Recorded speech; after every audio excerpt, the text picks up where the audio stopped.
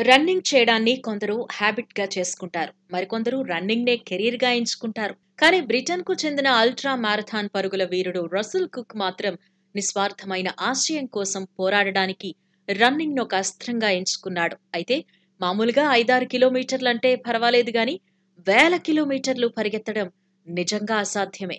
ఇక మారథాన్ విషయానికొస్తే సాధారణంగా మారథాన్ అంటే 42 కిలోమీటర్లు ఉంటుంది.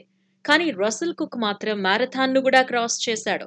కేవలం ఆపద సమయంలో ఉన్నవారిని కాపాడాలి అనే ఉద్దేశంతోనే తను ఆఫ్రికా ఖండంలోని 16 దేశాల మీదుగా 347 రోజులు నాన్ స్టాప్ రన్నింగ్ చేశాడు.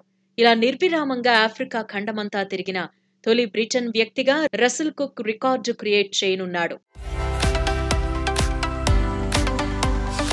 బ్రిటన్‌కు చెందిన అల్ట్రా మారథాన్ పరుగుల వీరుడు రసెల్ కుక్ రీసెంట్‌గా సోషల్ మీడియాలో ఓ పోస్టు చేశాడు. రానున్న 5 రోజుల్లో తన పరుగును పూర్తి చేసి లక్ష్యాన్ని చేరుకోనున్నట్టు చెప్పాడు. గడిచిన 347 రోజులు తన లైఫ్‌లో మరిచిపోలేనని, చాలా కష్ట సమయాన్ని చూశానని అన్నాడు. అయినా గూడా ఆ జర్నీ అంటే తనకెంతో గౌరవమని చెప్పాడు.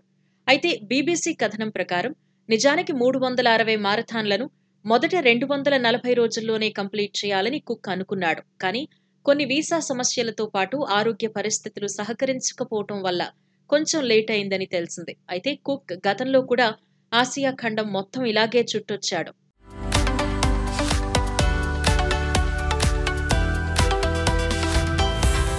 నిజానికి ఆపదలో ఉన్న ప్రతి ఒక్కరిని కాపాడాలి అనే ఒక సదుద్దేశంతోనే రసెల్ కుక్ ప్రాజెక్ట్ ఆఫ్రికా పేరుతో ఈ పరుగును మొదలుపెట్టాడు.